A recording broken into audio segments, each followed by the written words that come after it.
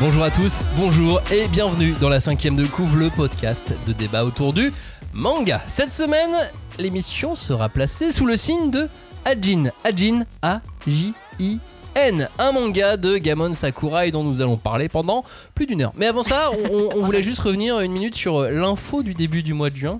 Et quelle info! Elle concerne Berserk. Le tome 41 sort le mois prochain en édition normale et collector. Tout comme Duranki, un manga réalisé par le studio en charge du manga. Studio qui, et c'est ça l'info, va continuer à faire Berserk après ce tome 41. En effet, depuis le décès de Miura, l'interrogation était là. Était-ce ou non la fin définitive de Berserk? Eh bien non, l'éditeur l'a annoncé en accord avec les ayants droit, avec donc la famille de Miura. Et ils allaient donc terminer l'arc en cours et ils allaient entamer un nouvel arc dans la foulée. Et le tout sera supervisé par le meilleur ami, en tout cas meilleur ami dans le monde professionnel de l'auteur de Miura, c'est Koji Mori, qu'il connaît depuis très très longtemps, avec qui il a partagé toutes ses aspirations et toutes ses idées pour la suite de Berserk. Koji Mori, on le connaît notamment comme auteur sur Suicide Island, plus récemment Genesis, on en avait parlé dans la 5e de couve, et il va donc cette fois superviser Berserk avec le studio graphique qui était à l'œuvre depuis très longtemps dessus. Vous en dites quoi de cette nouvelle? Bonne? Mauvaise? Bah moi je sais pas. Vraiment je suis vraiment tiraillée entre les deux. Me dire c'est une excellente nouvelle. Je suis trop contente, vraiment du fond du cœur. Et en même temps je me dis oh c'est tellement dommage. Enfin bref. Bah moi je trouve que le storytelling est assez parfait par contre. Tu vois, genre, on est d'accord. Les deux amis d'enfance, enfin, les deux amis de très longue date, c'est un peu les Guts et Griffiths du manga. Oh, tu vois, ça annonce le coup de pute. Non mais tu vois genre c'est vrai que c'était l'unique personne à qui on pouvait confier ça. T'as l'impression en tout cas tel que ça nous est présenté. Donc enfin en tout cas la manière dont c'est fait, je pense qu'il pouvait pas faire mieux. Après est-ce que c'est une bonne ou une mauvaise nouvelle? Je suis un peu comme Julie, j'attends de voir. Moi j'avoue que je m'en fous un petit peu, on jugera sur papier. En fait on jugera juste sur papier. J'ai un peu du mal à m'imaginer à quoi ça va ressembler sans l'auteur. Après j'ai suffisamment confiance dans l'auteur de Suicide Island parce que je trouve que c'est un bon auteur, qui est pas très connu en France mais je trouve que c'est un bon auteur. Du coup pour superviser, pourquoi pas. En vrai je trouve qu'il y a un peu un côté, de toute façon on peut spéculer sur rien tant qu'on l'aura pas lu. Par contre, ce qu'il a garanti, et ça je trouve ça assez cool, c'est qu'il sait comment devait se terminer Berserk. Oui. Et je suis de l'avis de Robin, le storytelling est assez parfait. Mon meilleur pote va récupérer. D'ailleurs, j'en parlais tout à l'heure avec un pote qui me disait j'aimerais trop qu'il y ait une histoire entre Miura, enfin qu'il y ait un manga sur l'amitié entre Miura et l'auteur de Suicide Island. Et direct je lui ai dit t'es prêt pour un boys love? Parce que là a priori vu comment ils sont proches Bon, place à un autre seinen maintenant, bien plus urbain cette fois. Il est question de Ajin dans la 5e de couve, un manga très hautement addictif. On ne pousse pas, s'il vous plaît. On ne pousse pas, c'est inutile. Le public n'est pas autorisé à assister aux épreuves éliminatoires. Moi, je crois que je pourrais être un très bon ninja. À quoi vous jouez? L'heure est grave, c'est pas le moment de faire les guignols. Mais on n'a rien d'autre à faire, on peut pas sortir. On va leur faire notre attaque secrète, l'attaque de la Tour Eiffel, ils vont rien comprendre. Et il faudra aussi parler des dessins animés, notamment des dessins animés japonais qui sont exécrables, qui sont terribles. Oh les bâtards! Oh this you crazy mother! Bonjour à tous, bonjour et re-bienvenue dans la 5e de couve, l'émission de débat autour du manga. Ici nous allons disséquer, dépecer, charcuter et aimer le manga Ajin avec toute l'équipe. Ça va mettre un peu la bagarre pour savoir qui participait tant tout le monde adore ce titre. Robin, Cagnard, Julie, vos IBM respectifs ont remporté le combat. Yeah. Félicitations, bravo, vous avez mérité le droit d'être là. C'était pas évident. Mais j'avoue que moi personnellement ça me tenait vraiment à cœur de faire cette émission. Et là en relisant les 17 tomes d'Ajin, putain ce que j'étais content de les relire, carrément. C'est vraiment trop bien. Et les lire d'un bloc c'est trop kiffant quoi. Ouais. On se retrouve sur les réseaux sociaux avec le hashtag 5DC ou le nom la 5e de couve.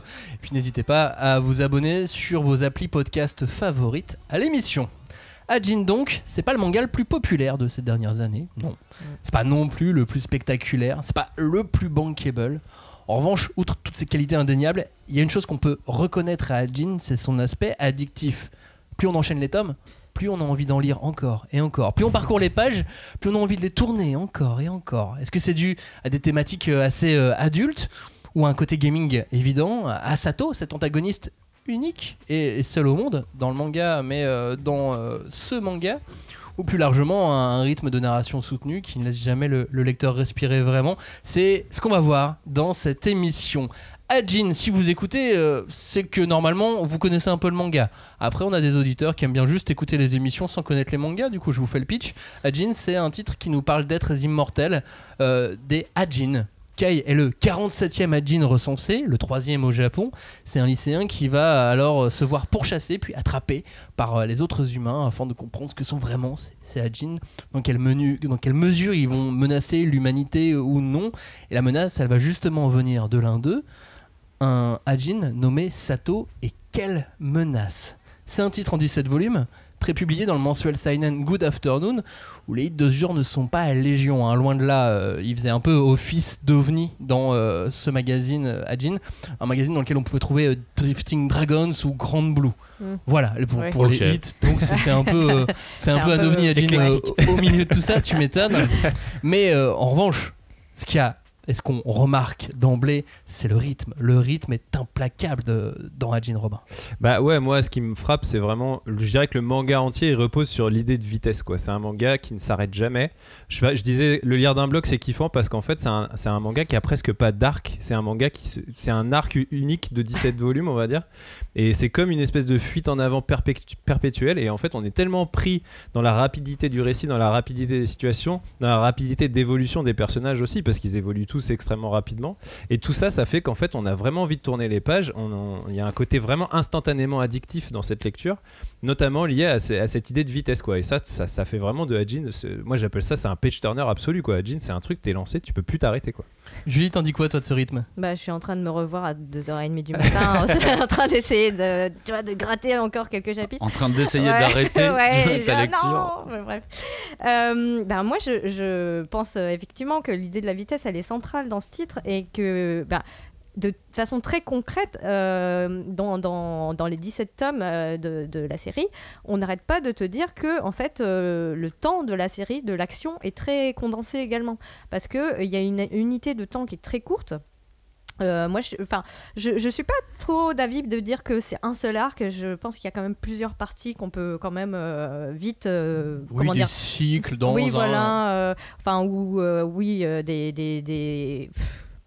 des mini-intrigues au sein de l'intrigue principale, on va dire.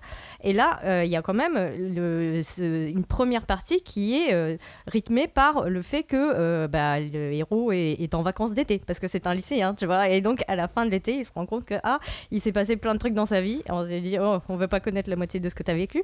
Et sur l'ensemble de l'intrigue, c'est quand même 20 mois. Enfin, donc c'est très court, moins de 2 ans. Court.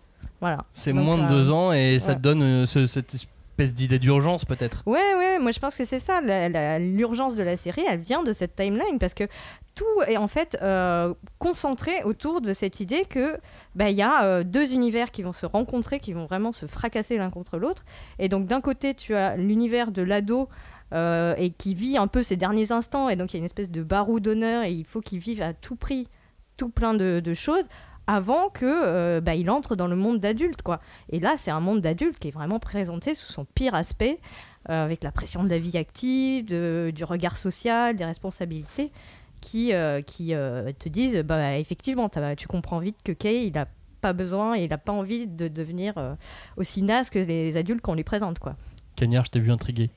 Oui, parce qu'en fait, je veux rebondir sur l'idée de Robin que ça soit un page turner. C'est vrai que page turner, c'est une expression qu'on utilise beaucoup pour les romans, parce que le manga en soi est un format page turner de base, mais je suis assez d'accord avec lui dans le sens où moi aussi, effectivement, je ne vois pas d'arc spécifique à Ajin, et ça, j'ai l'impression qu'il y a un truc très roman dedans. C'est-à-dire qu'un roman, évidemment, il y a différentes phases, mais t'as une espèce de continuité linéaire, enfin justement linéaire, mais qui s'affole à certains moments.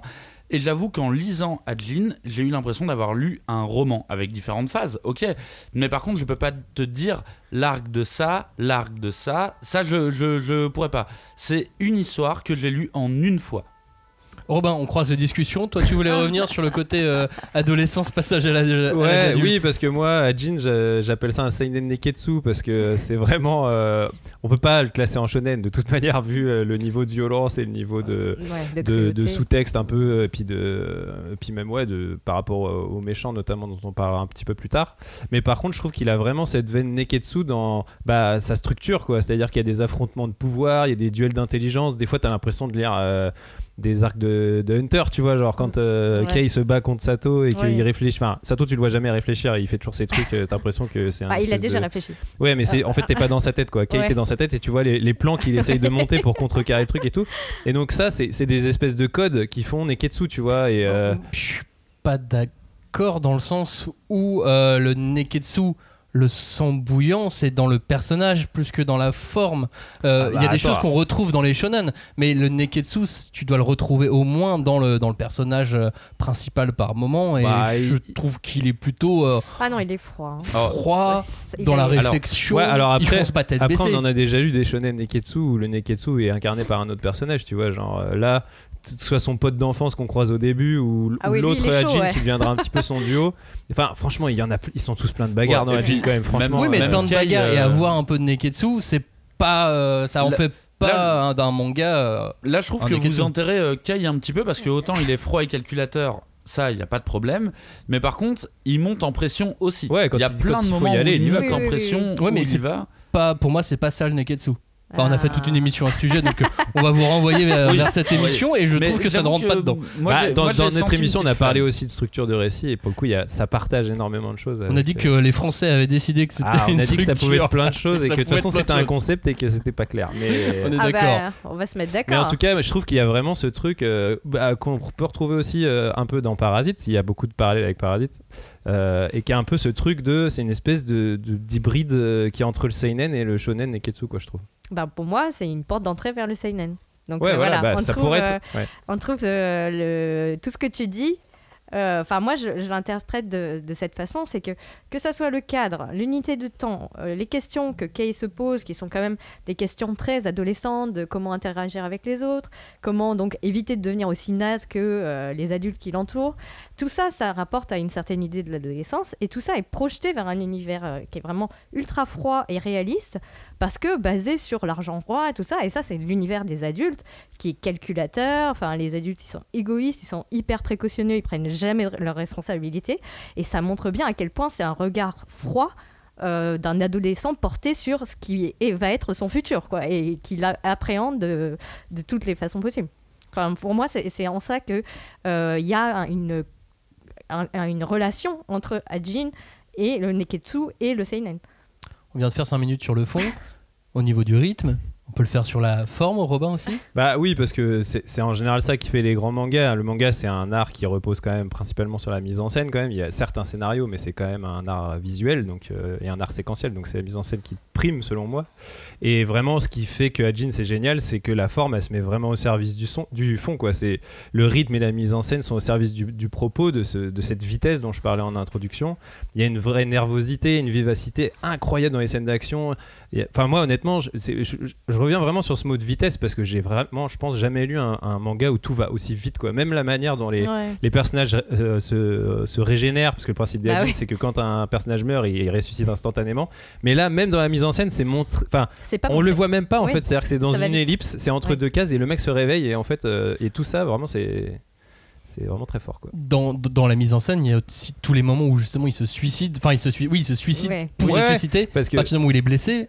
Et ça c'est une idée géniale parce que c'est des trucs, c'est des techniques de combat qu'on n'a jamais vues, vraiment se tuer pour aller plus vite. Enfin, c'est vraiment. Et justement, ça c'est jamais décomposé. Non.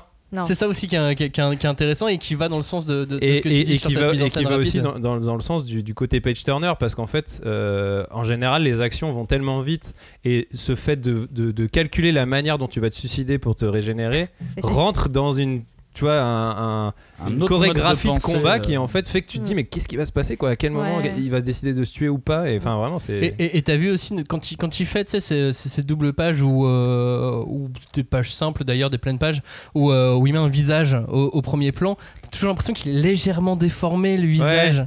Et ça aussi, ça ajoute un mouvement, ça ajoute quelque chose. Et puis en plus, tout ça, c'est assez marrant, c'est que on est quand même dans un manga qui baigne dans un monde contemporain, donc très réaliste, très détaillé graphiquement, quoi. Il y a vraiment ce truc de cette espèce d'action complètement improbable, invraisemblable, a lieu dans un univers extrêmement réaliste et détaillé, très détaillé aussi au niveau des designs, quoi. Cagnard, t'en dis quoi, toi, de cette forme ? Au niveau de la forme, moi je reste sur le cul des cadrages que l'auteur utilise. Je les trouve vraiment magnifiques et en plus originaux. Alors, comme dit Robin, il y a vraiment un dynamisme dans les séquences d'attaque. Parce qu'on va dire qu'au moins 60-70% de ce manga est composé de séquences d'attaque. Ouais. Ça, ils n'arrêtent pas. Oui. Mais faut vraiment réussir à se réinventer dans ce cas-là, tu vois. Et je trouve ça assez ouf de réussir à mettre un dynamisme de vraiment. Je vais reprendre Page Turner parce qu'il n'y a pas beaucoup de cases par page. Oui. Mais tu sais pourquoi ? Parce qu'il faut que tu tournes la page pour savoir ce qui va se passer. Et entrecoupé avec ce dynamisme-là, j'ai une espèce d'instantanéité sur certains pans d'action, sur certaines cases, qui permet à l'auteur de s'éclater sur des doubles planches. Et le pire, c'est que souvent, elles m'ont prise par surprise. Et ça, c'est depuis le tome 1. Arrivé jusqu'au tome 17, il arrive à me surprendre avec ces doubles planches où je ne sais pas. Alors qu'au bout d'un moment, t'as capté que les doubles planches, il aime bien faire ça. Et il aime bien les détailler.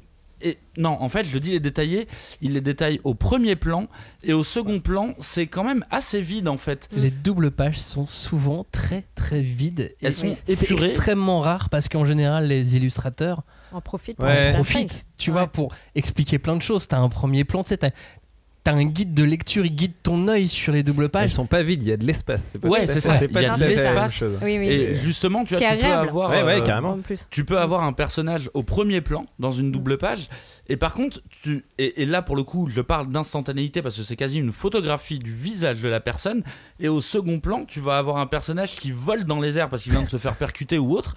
Et là, t'as un mouvement de malade. Je veux dire, ton œil imagine exactement comment la personne est en train de tourner dans les airs. C'est ça. Là, vous le voyez pas, mais Cagnard, il fait un petit geste de continue, je sais pas comment tu sais, infini, ou marcher au basket, tu sais. Ouais, en fait, c'est les deux mains pour le basket. C'est ça, c'est avec les deux mains. Mais c'est parce que t'as des feuilles dans l'autre main. Marcher. Je trouve que ça se met très bien en parallèle ce geste avec les bandelettes des IBM. Ah, c'est trop beau. Qui font le tour, elles aussi. Il y a un côté spirale comme ça qui est assez intéressant. Un côté dans le dessin. non fini et j'avoue que moi ça reste vraiment une claque de mise en scène, je trouve, ce manga. Ouais, mais limite, c'est presque trop bien huilé, tu vois. C'est presque une mécanique trop bien huilée, c'est-à-dire que les séquences sont tellement fluides, les plans, comme tu disais, les cadrages sont impeccables, le dessin est ultra précis, la gestion de l'espace, justement, d'arriver à poser la situation de temps en temps. Tout ça, ça donne finalement à Ajin une froideur un peu inorganique, tu vois, alors que c'est quand même une histoire de gens qui se charcutent en permanence, tu vois. C'est quand le même corps est très présent, des gens qui se détruisent le corps et qui jouent avec leur corps soit en se suicidant, soit en le broyant, soit en le détruisant, ce qui justement est très corporel, tu vois, machin. Mais dans la mise en scène, il y a un truc assez froid, assez calculé, quoi, qui fait que en fait ça rajoute à la fascination, je trouve. Il y a un truc et vraiment même limite en fait vous parliez des IBM un petit peu. Moi c'est presque la faiblesse que je trouve dans Ajin, c'est les IBM. Je trouve que ça m'intéresse pas beaucoup. Je suis assez d'accord. En fait la majorité des combats qui m'intéresse, moi, c'est quand il y a du gunfight, il y a du combat à l'arme blanche. En plus, les gunfights, c'est dur à rendre vivant parce que c'est des, enfin, tu vois, il y a pas de pas de contact et tout. C'est mécanique. Et il arrive vraiment à rendre cette mécanique bien plus intéressante que quand il y a du fantastique qui s'immerge. Tu vois, quand il y a les IBM qui interviennent, moi, finalement, je trouve que ça m'intéresse plus. Je préfère les voir se bagarrer comme des soldats. C'est-à-dire qu'à un moment donné, on voit les IBM au début du manga arriver, on pense forcément au stand dans JoJo's, on pense à ce genre de truc, on imagine des pouvoirs de fou. Exactement. En fait, non. C'est ça, c'est que généralement dans les mangas de baston traditionnels, c'est quand il y a du fantastique que ça devient cool, et là je trouve que c'est l'inverse. Mais ça fait un peu pétard mouillé, effectivement. C'est quasi une fausse piste en même temps, tu vois. On te montre les IBM en disant c'est le pouvoir caché, mais en fait le pouvoir caché c'est pas celui-là. Le pouvoir caché, enfin le pouvoir c'est celui de l'immortalité, vraiment. C'est ça. On a donc beaucoup de vitesse dans ce manga, une absence de décor. C'est bizarre, non? On se concentre que sur les personnages. Bah ouais, c'est presque anti-contemplatif quoi. Jin. En plus, enfin aussi parce qu'on est dans le monde moderne, qui est pas un monde forcément tout le monde. Non mais c'est un univers urbain, c'est pas un univers très poétique quoi, on va dire. Ouais. Et vraiment, je trouve que ce côté rapide, en permanent, anti-contemplatif, ça crée vraiment un paradoxe avec la nature du héros qui est justement éternelle, c'est-à-dire qu'il peut pas mourir, il peut pas. Bon après si finalement on apprend que dans le manga il peut vieillir et tout, mais je veux dire il y a un côté quand même lié à l'image qu'on se fait de l'immortalité et cette vitesse. Il y a un paradoxe qui est super intéressant et je trouve qu'il y a pas longtemps on a fait une émission sur Frieren qui est aussi un manga qui parle d'immortalité et qui justement dans sa mise en scène est beaucoup plus mise beaucoup plus sur le contemplatif, la lenteur, etc. Et il a peut-être un côté anti-addictif, tu vois. Enfin, il y a vraiment les deux, les deux se complètent. La différence entre la fantasy classique, qui elle-même est contemplative, et quelque chose de urbain fantastique. Ouais. Et je trouve que c'est pour ça que le manga c'est génial, c'est que sur un même thème, tu peux avoir deux approches diamétralement opposées et les deux approches sont très cool, quoi, tu vois. Donc c'est. Mais c'est vrai qu'il y a un truc en fait, il y a un truc dans Hajin d'urgence. Il y a un truc vraiment d'urgence dès le tome 1. Le chrono a été lancé. Et ça va aller à balle, alors que effectivement, là, on est quand même en présence d'un ado qui a le temps. C'est-à-dire, ça n'existe pas, un ado qui a le temps. On sait que l'adolescence, ça se finit, tu vois. La fin de l'été, tout ça, passage à l'âge adulte, quelles études tu vas faire derrière et tout. Et là, il y a une espèce d'urgence qui est vraiment fascinante. Et puis, il se fait renverser par un camion dès le début et c'est pas un isekai. Ouais. Alors ça. C'était avant les isekai. Ils existaient déjà, je pense, à cette époque-là. Puis on a donc deux héros finalement, enfin un antagoniste et un héros, mais qui ont les mêmes pouvoirs, pas forcément le même âge qu'Agnère, et un qui te plaît plus qu'un autre. Oui, évidemment, parce que comment on parlait de Hajin sans parler de l'antagoniste qui s'appelle Sato. Et moi, je pense que le côté haletant de ce manga, en fait, il vient à la base à cause des nombreuses séquences avec Sato, parce que Sato commence dans le manga assez tôt, dès le tome 1, mais en fait tout au long du manga j'ai l'impression que tout le manga est organisé autour des attaques de Sato et des plans de Sato. Et je trouve, je vais encore refaire un parallèle avec le Joker, alors pas celui de Todd Phillips mais le Joker tout court. Sato a des plans de dingue et en fait toi en tant que lecteur ta question c'est quel va être son prochain plan. Tu l'as vu faire des trucs tellement de dingue que tu te demandes vraiment qu'est-ce qu'il va pouvoir faire ensuite. Et puis au final je vois que dès le tome 2 on voit à quel point il maîtrise son pouvoir. Donc il est au-dessus de Kei dès le début.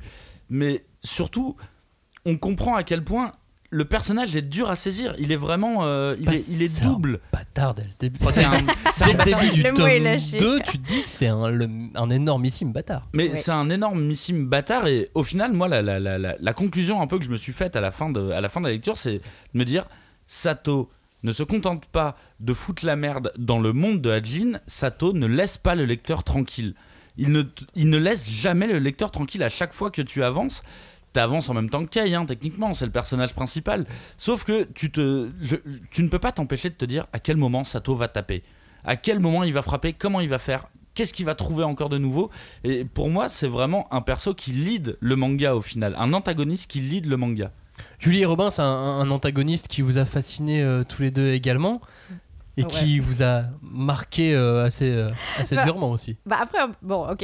Ouais, je pense que tout le monde a compris. Sato, c'est vraiment le méchant, the big one, avec ces deux qualités d'être complètement barge et incontrôlable. Et de très bien porter la casquette. C'est vrai, il est toujours bien sablé. Non, c'est une casquette. C'est une casquette. Il n'y a pas un béret à un moment où il chope. C'est pas un béret. Le béret, c'est une typologie très précise. D'accord, ok.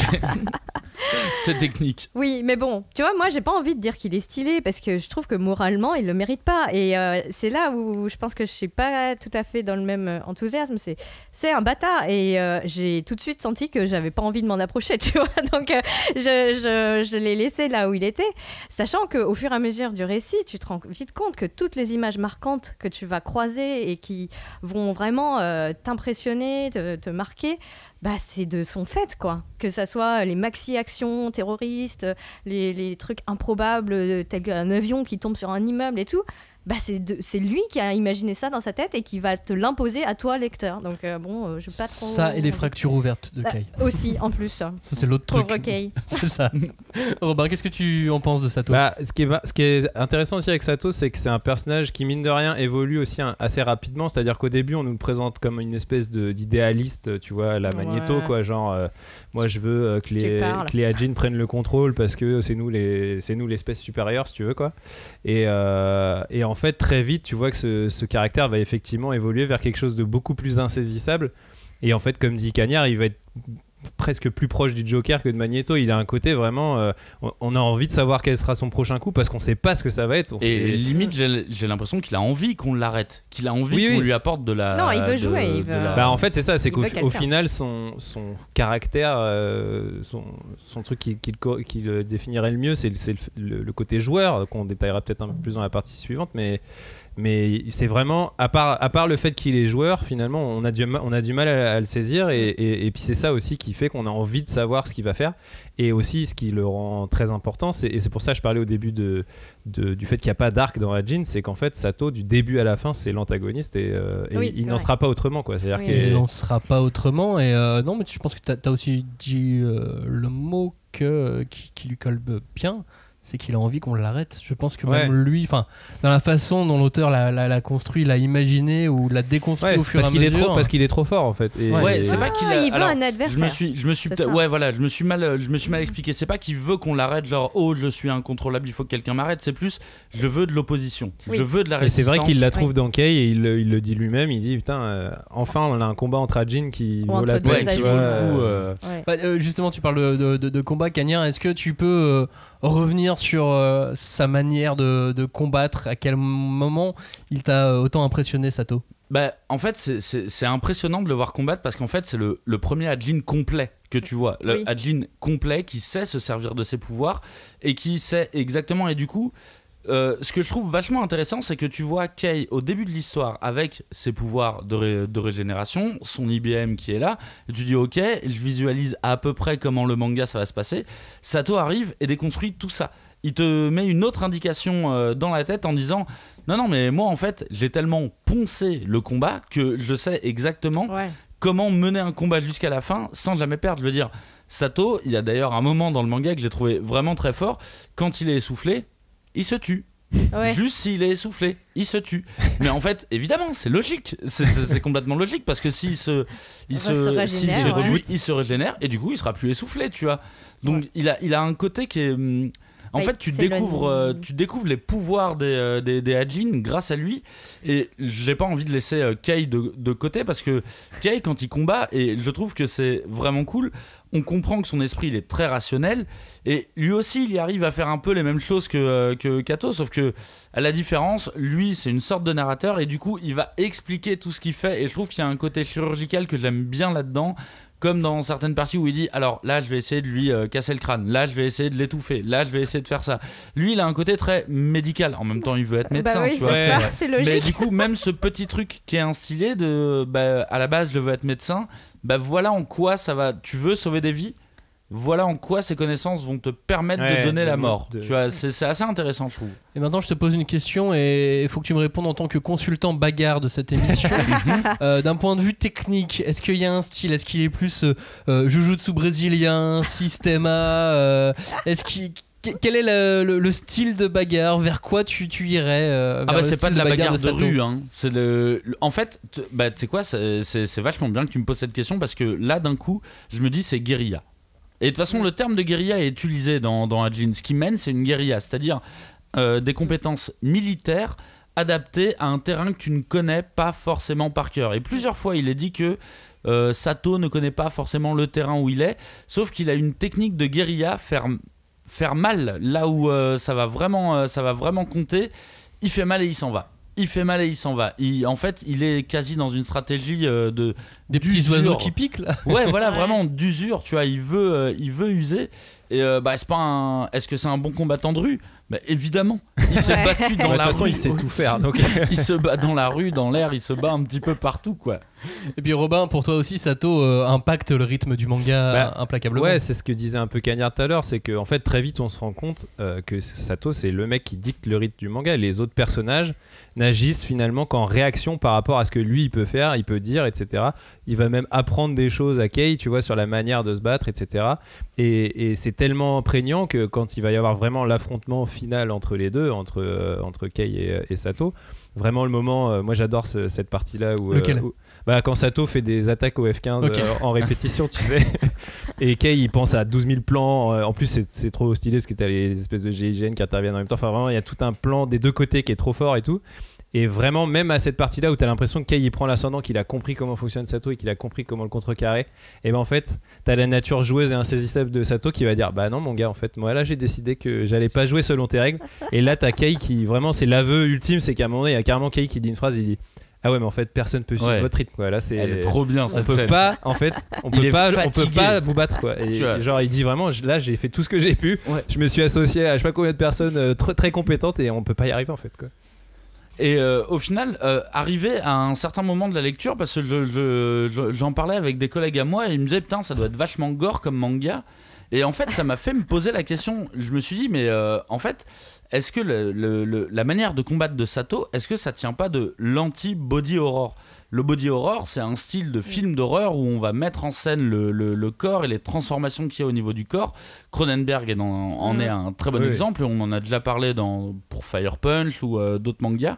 Et là, c'est assez bizarre parce qu'il y a tous les codes, dans le sens où ils se coupent des membres, ils se défigurent, ils enlèvent tout, et pourtant, à aucun moment, j'ai l'impression que le manga est gore, aucune scène ne me dégoûte, tout est chirurgical, déshumanisé, très militaire, très stratégie de combat. Ouais, si t'as une scène à retenir ou un flashback par exemple avec Sato, ça serait laquelle ? C'est une séquence où il m'a encore surpris, c'est-à-dire que on arrive déjà à un moment où Sato, on voit qu'il est très très fort. On l'a déjà vu faire pas mal de choses. Et il y a un moment, il y a un flashback de Sato, alors qu'il ne sait pas encore qu'il est Ajin. On découvre que en fait c'était un ancien militaire, il est revenu de la guerre, il est unijambiste. Il ne sait pas qu'il est immortel à ce moment-là. Il est pris dans une espèce de rixe de bataille de Yakuza. Ouais. Et tu vois qu'il est unijambiste et qu'il est tout aussi créatif dans sa manière de se battre. Le mec, en fait, il est juste injouable, même à une jambe. Et vraiment, je crois que c'est une des séquences que je préfère dans le manga. Ouais. Genre, il saute sur une table, il rebondit dessus, tu vois. Enfin, c'est complètement improbable. Et pourtant... tout a l'air réaliste. Ouais. Tout a l'air réaliste dans la manière dont il fait. Donc, moi, à la fin de cette séquence-là, de ce flashback, je me suis dit, oui, non, en fait, le mec, il est injouable. Il est même humain. Il était imbattable. Tu lui as donné le cheat code de l'invincibilité. Bah voilà, ça y est, c'est bon, c'est mais fini. à tel point que moi, cette scène, j'avais oublié qu'il savait pas qu'il était Ajin à ce moment-là. Ouais. Tellement le gars, il est en toute détente, quoi. Il se bat vraiment. Il se bat pour sa vie. Et en fait, en vrai, Sato, il est à l'origine de toutes les scènes cultes du manga, quoi. Enfin, moi, honnêtement, c'est presque lui le héros du manga, quoi. Si tu prends toutes les scènes qui t'ont marqué dans Ajin, il y a Sato qui est là, quoi. Et genre, moi, il y en a une que j'adore, c'est quand tu découvres que les Ajin se reforment par rapport à la partie la plus grosse de leur corps, c'est lui qui te le fait comprendre. Il s'est coupé un bout de bras et il l'a mis dans une boîte qui va arriver à l'endroit où il veut se téléporter, et il se jette dans une broyeuse et paf, il se téléporte chez l'ennemi immédiatement. Et là tu te dis mais quel esprit malade peut vraiment imaginer un stratagème comme ça et peut se dire que ça va marcher, quoi. Bah voilà. Et bien cet auteur. Voilà, exactement. Puis en face de Sato t'as donc Kei. Il y a Kei, mais en fait, il fait vraiment pas le figure, quoi, parce que il a moins d'expérience. C'est un ado, il a en plus l'image de l'ado sale con. Enfin, il refuse d'avoir des interactions sociales avec les autres. Il veut se consacrer à ses études. Il est une espèce de tête à claque, monsieur je sais tout. Enfin, tu vois, genre c'est terrible. Mais là où ils font la différence, je pense, c'est vis-à-vis de leur IBM. Donc là, tout à l'heure, vous disiez, ouais, ça sert un peu à rien et tout. Moi, ça m'a quand même intéressé parce que je pense que le côté militaire, tout ça, ça m'a moins captivé, on va dire. Mais le côté, je fais appel à des créatures fantastiques qui représentent quelque chose des Ajin. Pour moi, clairement, c'est la matérialisation des sentiments refoulés des Ajin. Et là où Sato, il a l'expérience, il était déjà barge, mais très stable en fait, dans sa tête, dans son psychisme, parce qu'il est cohérent avec ce qu'il fait et ce qu'il a envie de faire dans sa vie, de sa vie. Kei, il est au début, donc il est complètement instable et il n'arrive pas du tout à manipuler son IBM. Mais ce qui fait qu'il pourrait tout faire. Ouais, il a le potentiel, mais pour l'instant, il n'a pas le temps. Il est trop jeune, il a moins d'expérience aussi. Et puis l'autre va pas le laisser, apprendre à manipuler son pouvoir. Quoi. Ah non, t'as pas de vraie phase d'entraînement. Non, là, pour le coup. T'en dis quoi, toi, Cagnard de Kei ?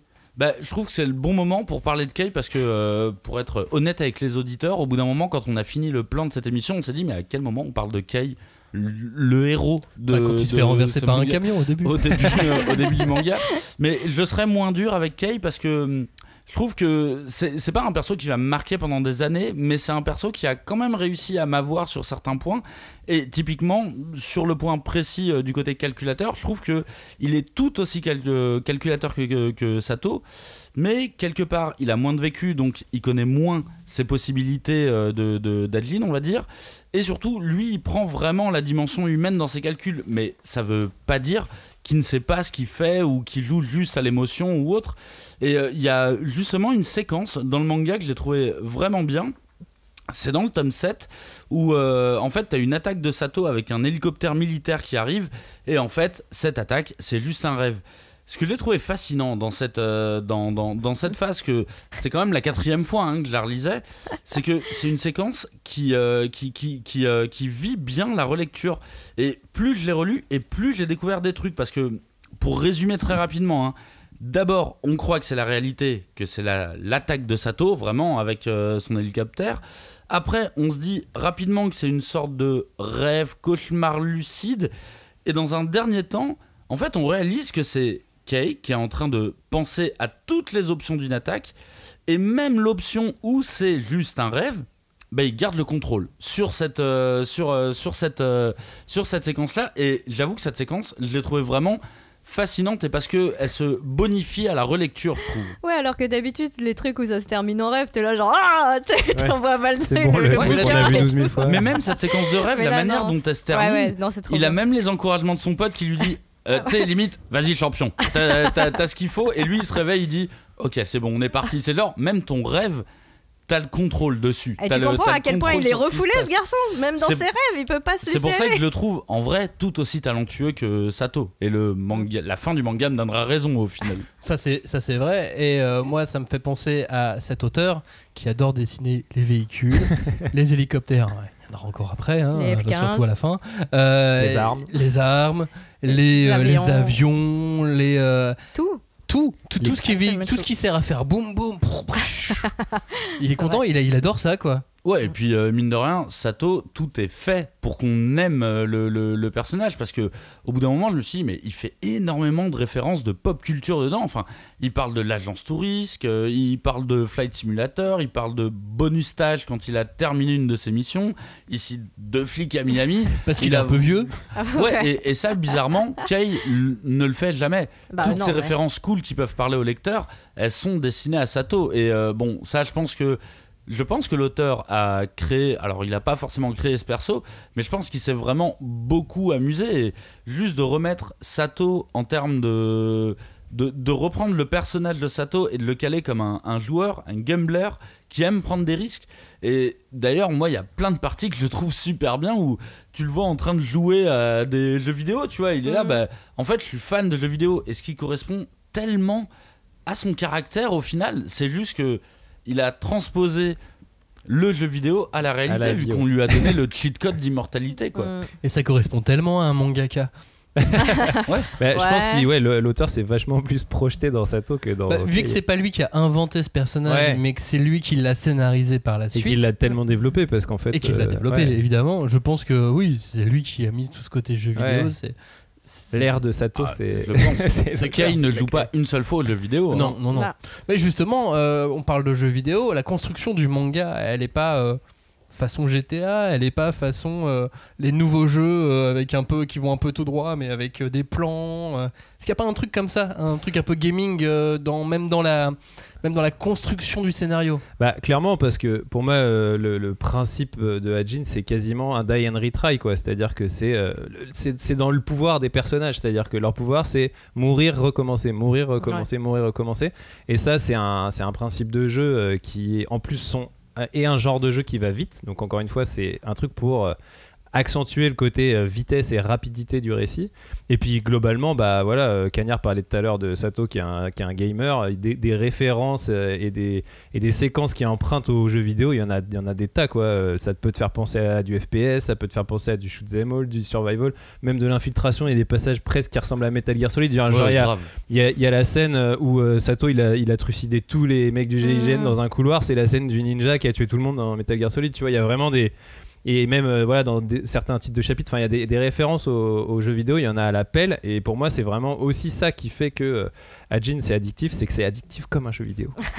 Et puis de toute façon, la plupart des attaques de Sato, voire toutes les attaques de Sato, elles tiennent littéralement du FPS en termes de cadrage.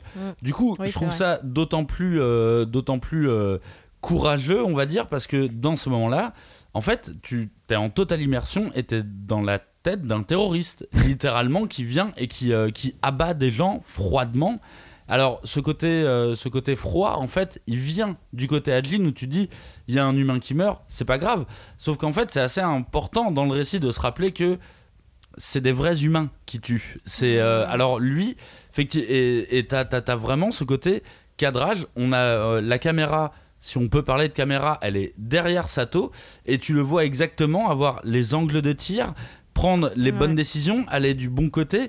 Et puis même de ce côté-là, il a sa relation avec son IBM. Ouais. C'est vraiment c'est son pote. C'est comme c'est pas un cheat code, mais il fait de la coop. Il fait littéralement de la coop. Et puis même il dit à un moment donné, c'est comme utiliser une bombe dans les shoot 'em all. C'est l'arme super forte que tu utilises rarement. Lui c'est son IBM quoi. En gros il utilise pour ça. Mais à tel point qu'on peut se demander si l'auteur, qui à la base n'est pas le scénariste de cette histoire, c'est pas tout simplement inspiré de ce qu'il connaissait, et donc du jeu vidéo pour construire la narration de son manga dont il a hérité l'intégralité du travail. Donc il y a peut-être de ça.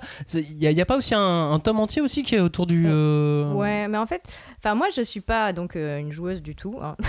Je joue à Candy Crush, mais donc là j'avais pas toutes les références, même si je voyais quand même les angles, la façon dont, comme tu disais, la caméra se met derrière le personnage quand il tire, etc.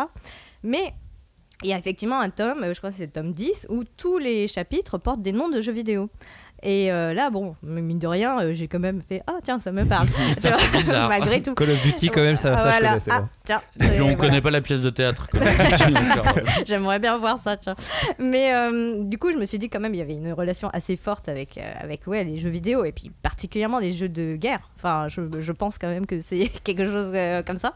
Et non, moi, ce qui m'a fait un peu flipper, c'est que quand même, t'as ce tome 10, et quand on repense à la façon dont Sato se met en un contre tous les soldats armés, que ce soit GIGN ou les antiterroristes, et que dans la vraie vie, juste avant que le manga sorte, il y a eu un attentat avec un avion qui s'est crashé dans un immeuble à New York, et que les mecs qui étaient à ce moment-là dans le cockpit avaient utilisé Flight Simulator.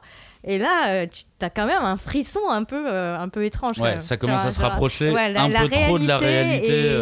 Est devenu presque trop palpable à ce moment-là. Ouais. Pour revenir sur les autres scènes cultes avec Sato, Cagnard, parce que tu t'es fait une liste de scènes cultes, t'en avais d'autres, des séquences aussi à donner? Alors c'est pas une séquence de Sato, mais c'est en fait c'est la seule séquence où je vois du jeu vidéo avec Kei. C'est vers la fin du récit. C'est vraiment sur la séquence de l'aéroport, quand Kei reçoit le soutien de l'unité anti-Ajin. L'unité anti-Ajin, on entend parler depuis le début de l'histoire. C'est l'Arlésienne. On la voit pas, on dit elle va arriver. On n'y croit pas. On n'y croit pas au moment. Et j'avoue que le moment où ils arrivent, où ils se déploient autour de Kei, j'ai trouvé que c'était comme si il venait de récupérer une espèce de bouclier, tu vois. Oui. Sauf que en fait, une compétence quoi. Ouais, une compétence. Genre maintenant, t'es entouré d'une espèce d'escouade préparée pour les Ajin. Et même ça, ils le retournent parce que Kei leur dit ok, je vais passer en premier du coup parce que moi je peux pas mourir. Et même eux, ils sont là. Oui, c'est ce qui était prévu, évidemment. Mais ça, c'est très cool parce que eux aussi, ils s'intègrent dans cette espèce de mécanique très bien huilée, parce qu'en fait, l'unité anti-Ajin, quand tu les vois arriver, ils sont vraiment très forts en fait, quoi. C'est-à-dire qu'ils sont vraiment ultra préparés et ils arrivent, ils réagissent quart de seconde quand Kei il leur dit ça marche comme ça, ils font ok c'est bon. Et ils connaissent tout le monde. Ils connaissent tous les persos. On a calculé la situation. Ok tu vas devant, nous ça nous va machin. Et vraiment moi je trouve qu'ils apportent vraiment un truc, une dynamique supplémentaire. Et ils ont eu raison de les faire arriver à ce moment-là aussi tard on va dire, parce qu'il y a vraiment eu un côté genre pour moi il y a eu un petit truc de Kei commence à jouer aussi. Tu vois, lui aussi il commence à avoir son armure supplémentaire, ses armes supplémentaires et autres. C'est ça, les équipements, il y a un côté... alors c'est quoi, c'est Halo peut-être ? Ouais, mais presque un peu RPG aussi, tu vois. Ça te fait avoir des nouveaux trucs, prendre de l'expérience. Le look, je parlais du look graphiquement. Ouais, c'est. Je joue pas à Halo, mais j'ai dit Halo parce que ça m'évoque ce genre de truc. Non, peut-être. Attends, comment ça s'appelait ce jeu avec les mecs qui ressemblent à Jinro là, qui ont des casques où on voit pas leur tête et tout. Enfin bref, c'est. Ouais, voilà. J'avoue que je pensais plus à Halo aussi. Après, en termes de jeu, je pensais plus à Call of. Tu vois, vraiment. J'ai l'impression que c'est la bagarre quoi. Mais il est très cool aussi le chef de l'unité anti-Ajin parce que on le voit jamais. Il y a un petit mystère. Il est cool. Il a un truc genre t'es assez important. Avec Kei, il y a eu un petit truc qui s'est passé. Tu vois, ils ont vraiment échangé une espèce de complicité dans la guerre quoi. Et même la scène où il retire son casque, tu verras jamais son visage quoi. Ça, je trouve que c'est une bonne trouvaille quoi. Du coup Sato c'est le héros de ce jeu vidéo ou c'est le boss de fin? Ça c'est assez marrant pour moi. Sato c'est clairement le boss final, mais c'est le boss final qui a les clés du genre de récit qu'on lit quoi. C'est-à-dire que le gamer c'est lui dans l'histoire, c'est pas Kei, alors qu'en vrai ne serait-ce qu'en termes d'âge, Kei il a plus le profil pour être un mec qui joue aux jeux vidéo Sato, tu vois. Et du coup c'est là tout l'intérêt effectivement du tome 10 qu'évoquait Julie, c'est qu'effectivement là c'est et c'est pas pour rien que c'est le tome où les chapitres sont que des références aux jeux vidéo, parce que c'est le tome qui est consacré à Sato sur son flashback, sur le fait qu'il voulait jouer à Pac-Man et qu'il est allé au Japon uniquement pour ça, c'est-à-dire qu'il est allé au Japon parce que c'est là qu'il pouvait jouer à la suite de Pac-Man, tu vois. Et il y a vraiment c'est vrai que c'est lui qui incarne finalement cette essence gaming qui imprègne le manga quoi. Ces otaku des années 80. Indécrottable. Non mais exactement. Tout est fait pour qu'il soit rendu sympathique, parce qu'il y a un élément qu'on n'a pas encore cité, c'est juste son visage. Oui. Il a vraiment un style et un peu fourbe quand même, mais il a un style inimitable. Je pense vraiment que ce côté personne un peu âgée, mais en même temps il a des références cool, tu vois. Je pense c'est papy cool quoi, mais c'est pas papy. Il est il a un petit côté papy, mais papy gamer, papy papy genre Pac-Man, tu vois, papy Pac-Man, genre tonton Pac-Man, un peu marrant, un peu marrant, on peut jouer aux jeux vidéo, mais je suis un psychopathe. Je suis grave un psychopathe, c'est ça. Bon Cagnard, on refait une scène culte de Ajin. C'est pas Sato. Une scène, c'est plus un des éléments qui m'a fait me dire putain, ce manga est drôle en fait.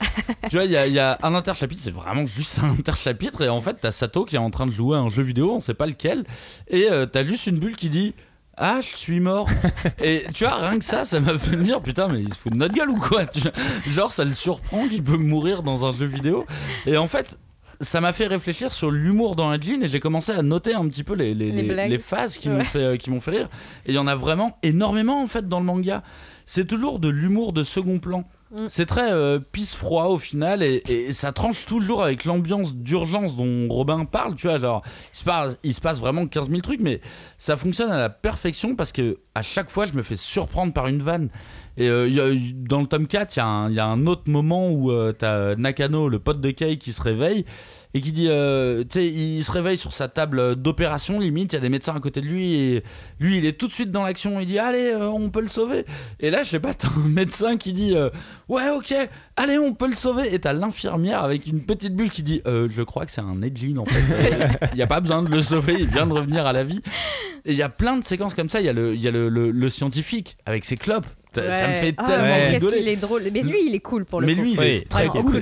Il a quasi les meilleures répliques quoi. Il y a un moment il dit ok vous pouvez me couper les doigts, mais gardez-moi en 2. Ça sert pour fumer. Et après il fait 3. Ouais, 3 en fait pour sortir la cendre. Mais c'est quoi ces répliques, tu vois. Il est cool, il est drôle, et en fait c'est parsemé de personnages. Et les clopes restent là jusqu'au bout d'ailleurs. Et les clopes restent jusqu'au bout, et même au-delà de ça, alors on part de Kei qui est mineur, on l'a pas dit, mais qui est un personnage qui est très très intelligent. Il est entouré de personnages bêtes et cons, et même ça donne une dimension comique qui est super forte quoi à chaque fois. Et en plus les personnages se définissent par bêtes littéralement en disant ouais je suis bête, je suis comme ça, mais leur réaction c'est Nakano, c'est Nakano, oui effectivement, parce ça que tous les autres ils font pas trop les malins, plutôt sérieux, mais en fait j'ai bien l'impression que, alors pas sur cet aspect de l'humour ou de la comédie, mais j'ai l'impression que tous les persos réussissent à être un peu drôles ou et ils ont un truc, et je trouve que c'est génial d'avoir réussi à ramener un récit chirurgical comme ça avec une pointe d'humour que je n'attends jamais. Limite c'est du scare jump quand il y a une pointe d'humour, tu vois, genre oh putain mais d'où ça vient, une blague quoi. La scène d'ouverture du dernier tome, elle est assez marrante d'ailleurs. Parce que du coup, t'as Nakano qui fait enrager Kei en sautant dans l'eau. Ça n'a aucun sens.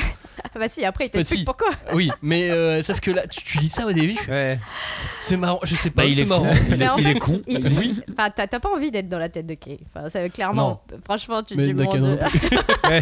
C'est très vide. Hein. Ouais, c'est un peu. Je pense que t'es tranquille dans cette tête. C'est quand même un peu stylé d'être dans la tête de Kei, parce que moi je le vois vraiment comme tu vois le Sherlock Holmes de Guy Ritchie, tu vois. Ouais, c'est clairement. C'est quand même bien stylé où il explique exactement tout ce qu'il va faire à l'avance. Ça donne un style de combat qui est quand même assez intéressant. On parle de jeux vidéo, on parle de vision un peu gaming, un peu réalité virtuelle. Julie, est-ce que tu as une espèce de théorie à ce sujet ? Une autre théorie. Parce que, en fait, effectivement, ça. Comment dire ?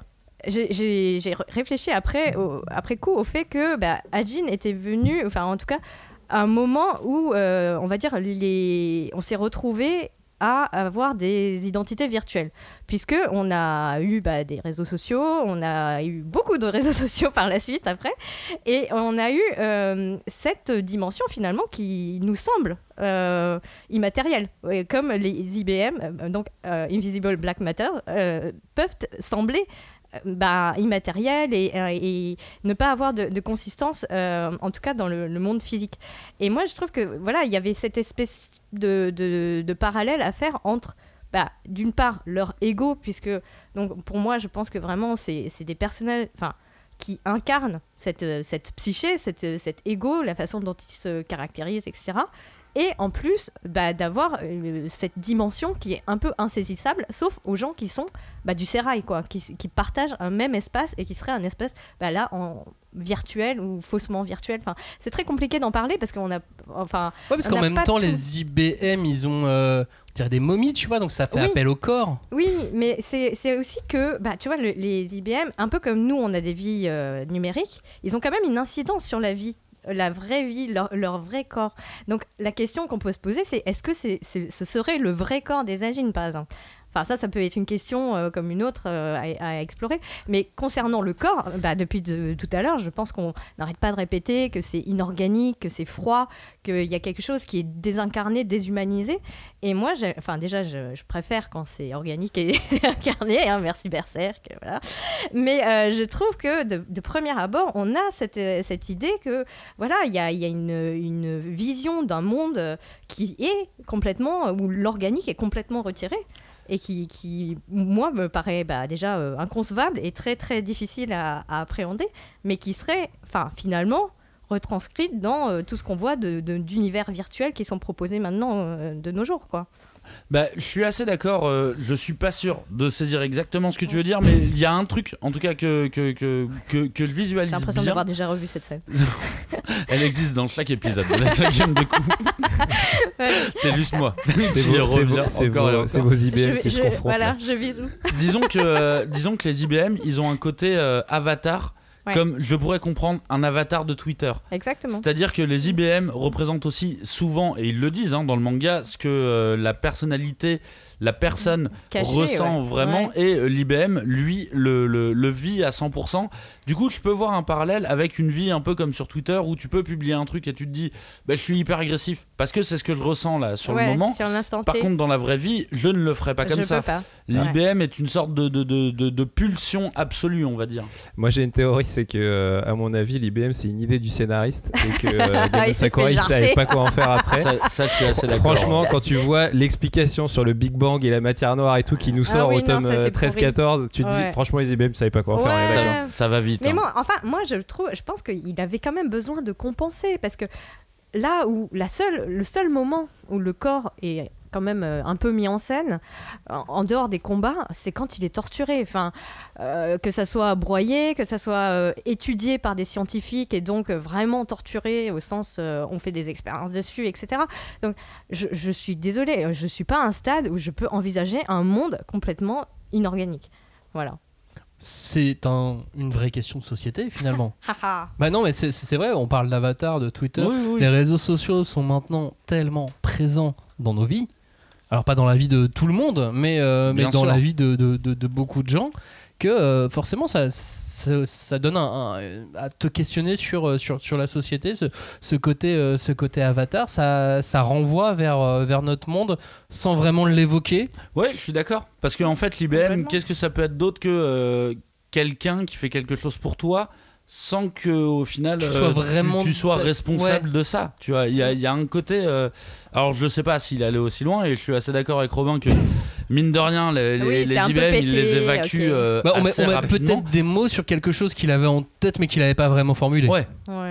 C'est possible aussi comme ça. De toute façon après Julie, dis-moi si je me trompe, mais j'ai l'impression qu'il a quand même avancé des théories sur la société, ou qu'il a lancé des idées en tout cas dans ce manga. Bah moi je pense qu'il y a quand même une critique sociale qui est en arrière-plan de toute la série, qui est quand même assez féroce, parce que bon, le manga est féroce dans son ensemble, mais déjà, enfin, je parlais tout à l'heure de l'ado qui se retrouve confronté au monde des adultes, et donc voilà, c'est un monde qui est bâti sur l'argent, c'est l'argent qui prime, tout le monde est en train de surveiller ses intérêts d'un point de vue vraiment, enfin d'une façon très très égoïste, et il y a tout le temps des batailles comme ça à caractère social, on va dire, parce que d'un côté t'as donc Tosaki, celui qui est, on va dire, le col blanc en charge de l'unité anti-Ajin et de gérer le bordel que les Ajin provoquent, mais à l'écart du regard public, et il y a quelqu'un qui lui file le train et qui voudrait bien récupérer sa place, qui est Sokabe, et qui, bon, entre nous, est vraiment une tête de cul, et en plus il a un caractère affreux. Je veux dire, c'est un mec qui ne voit pas les dangers de la société ou tout ça, il ne pense qu'à son intérêt vraiment personnel de pouvoir avoir un titre ronflant, le salaire qui va avec, enfin, il s'en fout que les Ajin puissent avoir des sentiments ou être torturés, et ça c'est vraiment, c'est pas son problème. T'en as d'autres comme ça, des images, des critiques. Il y a le personnage de Izumi qui est un des rares personnages féminins, parce que c'est quand même très mec.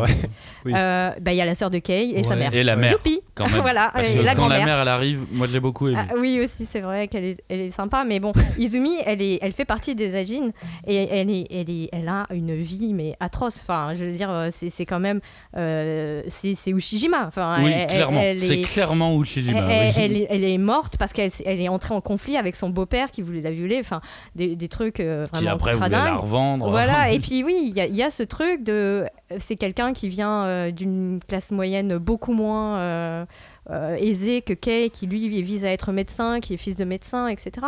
Donc il y a cette idée quand même que la société dans laquelle ils évoluent, elle n'est pas non plus neutre et paisible. Et là, t'as Sato qui arrive et qui dit on va mettre un petit peu d'ambiance dans tout ça, etc. Mais au final, struggle is life. Hein. Enfin, je veux dire, c'est une espèce de, c'est un reflet du capitalisme en action, peut-être. En fait, oui, moi, c'est ça qui. Et à la limite, ce que je disais sur les IBM, que l'auteur ne contrôle pas vraiment cette création, on va dire. C'est un truc aussi qui fait que l'œuvre rentre aussi dans un truc intéressant, c'est qu'à mon avis, il y a plein de choses qu'on peut en tirer qui sont absolument pas calculées par l'auteur. Qui sont là juste parce que son œuvre elle est un peu dans ce qu'on appelle le zeitgeist, quoi, dans l'air du temps. Et pour moi c'est un peu ça le truc, c'est ce que j'y vois, moi en tout cas, c'est une forme effectivement de critique du capitalisme. Rien que le fait que il ait utilisé le monde contemporain pour parler d'immortalité, pour moi, et d'en faire une valeur marchande, tu vois, une valeur stratégique, une ressource que les puissances, tu vois, recherchent. Je trouve que voilà, ça montre bien que mettre ça en scène dans ce contexte-là, c'est pour parler de ça, quoi. Et ça, après, t'en as plein. T'as aussi le fait que c'est un manga qui, mine de rien, a une dimension internationale. On voyage quand même dans d'autres pays, on va voir un peu ce qui se passe aux États-Unis. Et il y a un truc où tu vois que c'est la même merde partout, qu'il n'y a aucun pays qui gère mieux que les autres, que tout le monde a les mêmes mains sales à propos de ce sujet-là. Et le fait que Sato, encore une fois, est l'espèce de mercenaire qui voyage dans tous les pays et qui, à chaque fois que là où il va, il veut juste foutre la merde Parce qu'en fait, lui, c'est un anarchiste, quoi. En fait, lui, il est complètement. Enfin, même s'il le verbalise pas, en fait, il est contre ça, quoi. Il veut pas. Il s'en fout de l'argent, il s'en fout du pouvoir, il s'en fout de tout ça. Il veut juste créer le chaos parce qu'en fait, le chaos, au moins, c'est la fin du capitalisme, quoi. Et je pense que, en tout cas, moi, le sous-texte que j'y vois, c'est ça, mais je suis pas, encore une fois, pas sûr que ce soit ce que l'auteur ait réellement voulu dire. Peut-être, mais sous-texte qu'on retrouve aussi en partie dans Chainsaw Man. Ouais, complètement. Mais c'est peut-être plus calculé dans Chainsaw Man, je pense. Il me semble un peu plus politiquement marqué, l'auteur de Chainsaw Man. Cagnard. Moi, j'ai pas pu m'empêcher de voir des incursions vraiment politiques là-dedans. C'est-à-dire que quand tu vois l'acte terroriste de Sato, j'ai pas pu m'empêcher en fait de voir certaines réactions qu'il y a eu après des attentats qu'on a vécu aussi, et voir l'amalgame des médias tout mélangé, que ça soit blanc ou noir, et qu'il faut être pour ou contre, alors que tu sais que c'est bien plus compliqué que ça. Et je trouve qu'il y a un sous-texte qui est assez, qui est assez évident. Et je trouve ça, tu vois, quand tu penses à le moment où il attaque le siège avec un avion, tu peux pas t'empêcher de penser au 11 septembre, mais je ne peux pas me dire que lui n'y a pas pensé. Oui, tu vois. Clairement. Il veut faire un acte fort, et sur cet acte fort, je pense qu'il prend une imagerie qui est encore très précise dans nos têtes. Je veux dire, on les a tous. Les images du 11 septembre, c'est très frais. Lui, il les a utilisées. Donc pour moi, ça veut dire évidemment quelque chose, quoi. Là où Naoki Urasawa ça avait justement reculé pour ne pas les utiliser, ce genre d'image. Voilà, il y a lui, j'ai l'impression qu'il a un truc très frontal. Alors comme dit Robin, je sais pas s'il maîtrise vraiment tout ce qu'il met, mais par contre, tu fais planter un avion dans un bâtiment, dans un immeuble avec des civils et compagnie. C'est le Pentagone aussi, Pour moi, il y a pas moyen que ça soit gratuit. Oui, puis ça évoque vraiment les États-Unis et tous les débats qu'il peut y avoir. Et tu vois, ça a été pour moi un peu un moment de rupture, dans le sens où Sato, c'est un personnage que j'adore. C'est un méchant, hein. Il y a pas de question à se poser. Mais ça a été un moment un petit peu de rupture où là, je me suis dit, waouh, putain, c'est un putain de terroriste quand même là, tu vois, même s'il avait fait d'autres actions un petit peu moins terroristes. Ouais, c'était moins tuerie de masse, quoi. Avant, c'était un peu plus chirurgical. Et puis cette séquence, elle est complètement malade. Tu ne l'attends pas exactement comme on ne pouvait pas attendre l'acte qu'il y a eu sur le World Trade Center. Moi, j'ai eu un peu le même truc, genre, mais d'où ça vient? Un homme réussit à faire effondrer pas une civilisation entière, mais une structure. Et à partir de ce moment-là, j'ai commencé à réfléchir un petit peu plus sur Sato, parce que au-delà du côté cool, et même s'il sait que lui aime pas trop ce côté cool, mais moi je peux pas m'empêcher, je l'ai trouvé cool. Mais à partir de ce moment-là, et je me demande si c'est pas une volonté de l'auteur de commencer à me le présenter un peu comme un personnage pas si cool que ça, parce que au fil de ma lecture, je me suis demandé si c'était pas un manga pro-armes, parce qu'il y a des armes dans tout le manga, ça c'est pas un souci, hein. Il y a plein de mangas où il y a des armes, mais au bout d'un moment je commençais à me dire, mais ils en parlent vraiment beaucoup, ils parlent beaucoup de sécurité, du fait que la police japonaise ne soit pas armée, et en fait plus que pro-armes, j'ai l'impression que le réarmement du Japon, c'est un sujet qui revient souvent dans le manga Ajin. Le fait que leur police, voire leur armée, elle fait un peu pitié, genre quand Sato il arrive dans l'armurerie de l'armée et qui dit quelle tristesse, ces armes n'ont jamais servi. Je me suis dit, ouais, enfin là tu appuies vraiment beaucoup le truc, et là, à ce moment-là, et ça j'avoue que c'est une des rares fois où je me suis demandé, ok, je trouve que le message du manga est bon, parce qu'on parle mine de rien de tolérance, d'accepter les Ajin et de les faire vivre dans la société, et là j'ai commencé à m'éloigner un peu du truc et à me dire, ouais mais attends, ça je suis pas spécialement d'accord, parce que il n'y a pas que Sato, même les héros à certains moments ils disent, ah putain c'est la merde, il n'y a aucune arme, parce qu'au Japon il n'y a pas d'armes, et j'ai commencé à me dire, ah, là je sais pas si je suis foncièrement d'accord avec ça, quoi.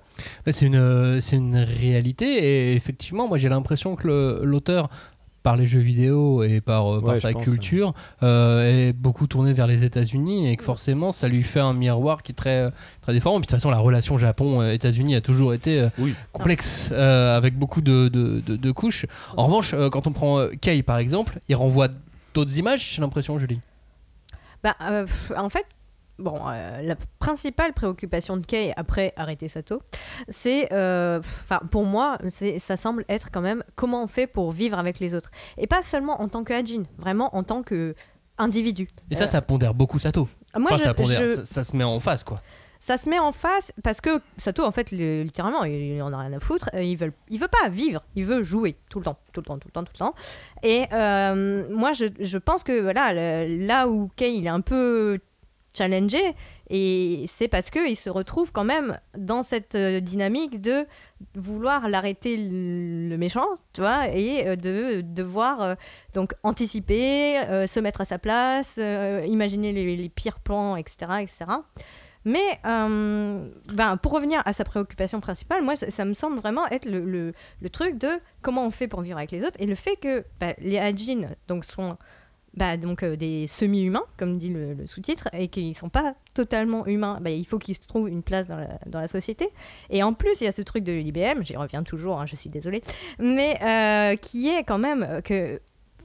moi, j'ai aussi l'impression que c'était une façon aussi pour l'auteur de mettre en scène des relations sociales et de dire, on passe notre temps, en vivant les uns avec les autres, à se balancer nos sentiments à la gueule. Et donc les IBM, c'est une matérialisation de cette animosité-là que tu peux ressentir, ou bien c'est jamais des choses positives, c'est souvent la tristesse, la colère, l'énervement qui comme va... Twitter. Et voilà, exactement. C'est ce qui ressort le plus. Et c'est ce qui ressort le plus, et il a toujours cette façon de les fracasser les uns contre les autres. Et il y en a qui savent pas les manipuler, il y en a qui savent pas les contrôler, il y en a qui les contrôlent trop bien et donc qui manipulent les autres. Et je trouve qu'il y a vraiment toute cette dynamique autour de l'IBM et du coup la manifestation d'un ego, donc qui pourrait être un avatar numérique, quoi, qui pourrait aussi expliquer, par exemple, pourquoi Nakano, il n'arrive pas à fabriquer d'IBM. Parce que lui, il est très bien avec les autres. Il n'a pas de souci de se comparer ou d'être meilleur. Au contraire, c'est une de ses qualités. Exactement. Il s'entend bien avec les autres. Il s'entend bien avec tout le monde. Et il n'y a aucun humain qui va venir et dire « Toi, t'es un Hajin, je vais te dénoncer et tout. » Parce qu'il est bien dans ses baskets. Si tu prends la fin du manga, c'est moralité, si vous êtes Hajin, vivez caché. Oui, oui, parce que c'est intéressant ce que tu dis. Kei se demande c'est quoi de vivre avec les autres, comment vivre comme ça. Au début du manga, il essaye de toute façon, en plus de vivre à part, de dire ok, moi je participe pas à tout ça. Ouais. Moi je fais la paix, je vais dans mon coin. Bon ça marche pas. Non, ça marche pas parce qu'il est rattrapé par l'argent. Non, parce qu'il a un tempérament neketsu. Non, puis il est rattrapé par beaucoup de choses, par son immortalité. Il est rattrapé par le fait de vouloir finalement arrêter Sato. Oui. Mais quand on veut faire le bien, comment on arrête quelqu'un comme ça? Ça aussi c'est une autre question qui est posée. Comment on fait pour vivre avec tout ça, quoi? Ouais, et puis du coup, c'est pour ça qu'il est aussi refoulé et que son IBM, il est bouffé, tu vois, genre 15 000 fois trop... Je sais pas si c'est un truc moral, son désir d'arrêter Sato à tout prix. Non. Pour moi, c'est plus un truc de médecin, encore une fois, c'est qu'il a identifié que Sato, c'était une maladie. Enfin, tu vois que c'était un problème, donc c'était comme une tumeur dans la société, quoi, un truc, cancer, comme un cancer qui est apparu. Ouais. Et son but, exactement, alors il en est pas responsable là pour le coup, mais il y a moins le côté culpabilité que peut avoir Tenma, mais je pense que c'est un truc de médecin. Je dois tout faire maintenant pour guérir et il a peur que ça se répande aussi. Et effectivement, parce que Sato, il peut être charismatique et d'ailleurs, il a des fidèles qui vont le suivre et tout ça, quoi. Puis de toute façon, ils peuvent pas. Ils sont pas comme tout le monde, quoi. Ils sont Hajin. Ça, je veux dire, c'est un état de fait. Mais je pense que ça, c'est un autre truc aussi, un sous-texte politique qui est assez intéressant. C'est comment est traitée cette immortalité. Vous en parliez un petit peu. Il y a un gros paradoxe, quoi, qui est qu'en fait, l'immortalité pour tout le monde, c'est un don. Tu vois, c'est un truc. En vrai, tout le monde voudrait être immortel. Mais là, dans Hajin, ça t'est vraiment montré comme une malédiction, un truc de.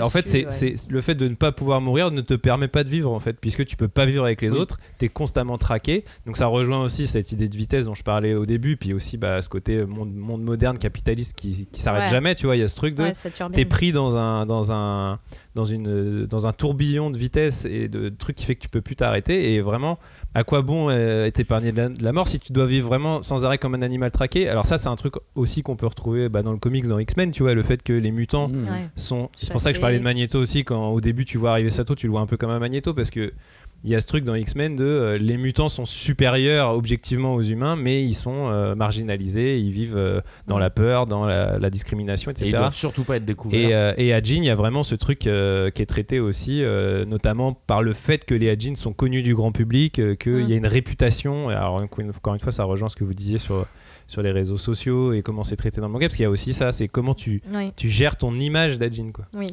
Ouais, après, en plus sur X-Men, il y a plein d'autres sous-textes. Ça referait un million d'autres émissions. Il y a d'autres gens qui ont dû les faire, je pense, mais je crois, Krobong, tu viens de réussir à boucler l'émission.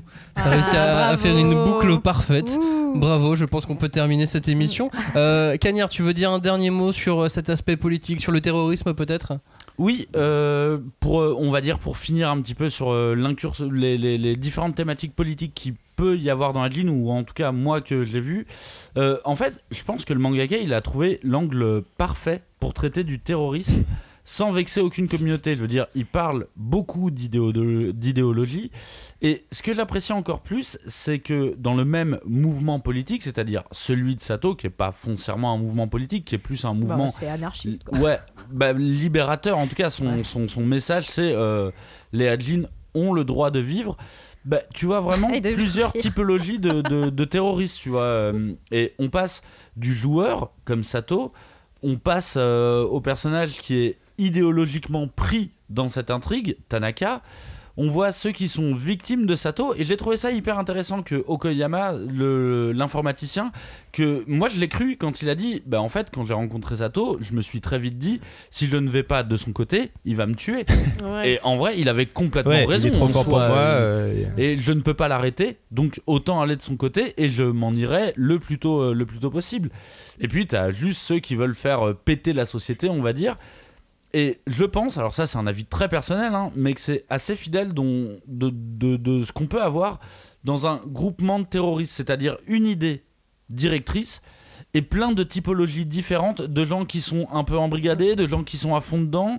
Et j'ai trouvé qu'il y avait un côté assez réaliste dans, en tout cas moi, l'image que je pouvais avoir d'un groupement terroriste. Et je trouve que c'est pour ça que je vous en avais parlé pendant qu'on préparait le conducteur, où je me disais vraiment, mais venez, les gars, on ferait pas une émission sur comment parler du terrorisme. Alors vous avez réussi à me convaincre que c'était une mauvaise idée, mais je trouve pas.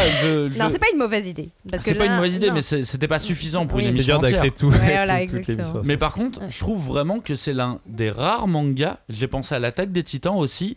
Comment parler de terrorisme, littéralement à notre époque. Il n'y a pas que lui, enfin, non, il n'y a pas que Boys, bien sûr, mais il y a un manga qui sort aussi dans un peu plus dans un mois, un manga qui a gagné cette année le fameux Taisho Awards. C'est vrai, on en avait parlé, le fameux manga qu'on recommande à un ami, le prix du manga qu'on recommande à un ami, et c'est un manga qui parle, où il est question aussi de terrorisme dedans, qui a gagné ce prix et qui sort dans un mois là en France aux éditions Canaries, qui s'appelle Darwin Incident. On va en parler la semaine prochaine avec Johnny dans notre sélection de mangas pour l'été, mais là aussi effectivement c'est un manga qui, là au moins, là il n'y a pas de bagarre, mais pour l'instant en tout cas. Mais disons en tout cas que si vous avez beaucoup aimé Adeline, il y a de fortes chances que vous aimiez Darwin Incident. Ça c'est vrai. Ça c'est clairement vrai. Bon, terminons cette émission. Là ça y est, ça fait déjà plus d'une heure qu'on parle d'Adjin. Allez, ça suffit. Je pense qu'on peut conclure. Je pense qu'on peut laisser nos auditeurs avec une petite conclusion. Julie, je te laisse commencer. Ouais, moi je resterai sur cette question là que j'ai ressentie en lisant les aventures de Kei, de c'est quoi vivre avec les autres et de comment faire, parce que enfin malgré tout, voilà, c'est un manga qui s'inscrit dans une réalité qui est très palpable, même si c'est la société japonaise. Et je pense que c'est une thématique qui est essentielle et qui peut encore parler à plein de lecteurs, de se dire comment on fait pour se rencontrer, pour se connaître et se comprendre et s'accepter. Et c'est le truc que j'aimerais garder en tant qu'image positive, tu vois, de Hajin. Parce que je pense qu'il y a beaucoup de gens qui ont reculé un peu face à la froideur du propos ou même à la violence qui s'en dégageait. Et moi, je pense que c'est vraiment dommage parce que c'est un manga qui est magnifique. Enfin, vraiment, les idées sont vraiment très bien portées. Les couvertures sont magnifiques. Toutes, elles ont de l'impact, quoi. Quand on a vu arriver dans les librairies les premiers Ajin, les premières couvertures rouges avec l'IBM là, comme ça qui s'est déployé à chaque fois, ça en était indifférent. Enfin, ça avait de la claque, ça avait de la gueule, et en fait, ça a tenu sur tout le long. Donc, je pense qu'il n'y a pas beaucoup aussi de titres qui ont cette qualité-là sur une petite durée, quoi. Oui, non, ça c'est clair. Cagnard, si tu veux bien te lancer dans une conclusion. Un éloge. Alors, je vais commencer par longue, courte. On va faire mi-fing, mi-longue. Je vais commencer par une petite parenthèse. En fait, à la fin de. Ça part mal. Ouais, oui, c'est vrai, ça part mal. En fait, je trouvais ça assez drôle qu'à la fin de chaque tome, l'auteur ou l'éditeur, j'en sais rien, mais que il parle de ses 3 assistants. Enfin, il précise qui sont ses assistants. Ce qu'ils ont fait et qui précise dans chaque tome, exactement ce que chacun a fait. Le soutien. Case par case, c'est bizarre, c'est la première fois que je vois ça. Et après, je suis arrivé à la fin de la série et j'ai lu le passe-face de l'auteur. Et d'ailleurs, je me suis dit, bah tiens, c'est la première fois qu'il parle directement au lecteur dans la série, alors que d'habitude les mangaka font toujours un petit mot de l'auteur et tout. Et je me suis dit, tiens, c'est la première fois qu'il prend la parole. Et c'est là que j'ai découvert qu'en fait il y avait un autre scénariste à la base de Ajin sur le tome 1 et qui est crédité, hein, il n'y a, pas de souci, il est cité. D'ailleurs, c'est le scénariste de Sky High Survival qui est édité chez Kena, qui a un très bon manga survival, enfin que moi je l'aime bien en tout cas. Et là, à ce moment-là, j'ai un petit peu mieux compris ce besoin de mettre en avant tout le monde, parce qu'en même temps, l'auteur s'excuse à moitié en disant je ne sais pas si vous avez bien compris, mais à la base, cette histoire n'était pas la mienne. J'ai dû en parler. Et j'ai trouvé ça assez touchant que le mec s'excuse limite en disant oula, vous êtes arrivé à la fin de la série, peut-être que vous ne saviez pas, mais en fait, c'est pas moi le créateur de la série. Et en fait, ça a commencé à me faire réfléchir. Et je me suis dit, mais en fait, qu'est-ce qu'une œuvre ? Et surtout, qu'est-ce qu'une œuvre quand elle passe d'un scénariste à un autre auteur ? Le mec est parti loin. Bah, forcément, ça faisait écho avec l'annonce de la reprise de Berserk. En me disant, mais qu'est-ce que devient une œuvre quand un autre auteur la reprend ? Tu vois, alors autant pour Miura, c'est son meilleur ami qui a repris. Alors on peut se dire, ok, le storytelling est bon, il connaît l'univers, il connaît le mec, mais là a priori, lui, il dit pas spécialement qu'ils étaient potes avec le scénariste. Il n'explique pas vraiment pourquoi le scénariste ils expliquent pas. Et on peut pas dire que le scénariste a été blacklisté vu qu'il continue ses séries à côté. Et je me suis dit, bah, tu vois, quand je reprends le tome 1, je vois le récit, je vois surtout un personnage, le personnage de Kaito, qui est le meilleur ami de Kei. En particulier, il a été complètement laissé à l'abandon par le dessinateur. Vraiment, il vient lui faire une petite séquence. Et franchement, j'ai kiffé parce que j'ai vu ça comme un petit truc de respect, tu vois. Genre, il a réussi à retomber sur ses pattes. Ok, en vrai, cette partie m'intéressait pas trop, mais voilà, tu l'as placé. Je tiens à finir l'arc quand même. Et je crois foncièrement que si le scénariste avait tenu la série du tome 1 au tome 17, je pense qu'on n'aurait pas pu en arriver à ce niveau d'excellence sur la série, parce que c'est la vision du dessinateur qui s'est imposée au final, de fait, vu qu'il était tout seul aux commandes. Mais c'est grâce à son talent visuel et à son imagination qu'on a ce produit fini maintenant, qui ressemble à quasi rien de ce que j'ai pu lire dans le manga. Du coup, si jamais vous en êtes arrivé à ce stade de l'émission et que vous n'avez jamais lu Ajin, mais précipitez-vous, c'est un ovni. Ça ne ressemble à rien. Alors, je m'embarque un peu, je m'enflamme un peu, mais parce que vraiment, je pense que c'est dans mes meilleures lectures, vraiment, de ces dernières années, quoi. C'est un manga de dessinateur, c'est-à-dire qu'il a mis beaucoup de choses. Ouais. Tout n'est pas abouti, tout n'est pas logique. Mais c'est tellement plein d'envie. Ce qu'on peut vous dire, c'est que vous n'allez pas vous ennuyer. Vous allez peut-être détester, peut-être, c'est possible, mais vous n'allez pas vous ennuyer.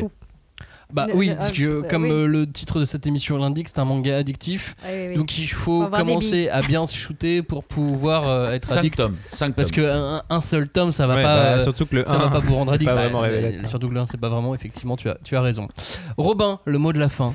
Et pour toi. Moi, je rebondis un peu sur ce que vient de dire Cagnard, parce que en fait, moi, ce truc de si vous n'avez jamais lu Ajin, c'est un peu le truc qui a été moteur pour moi pour vouloir faire cette émission. C'est que pour moi, Ajin, c'est une œuvre dont on parle étrangement peu.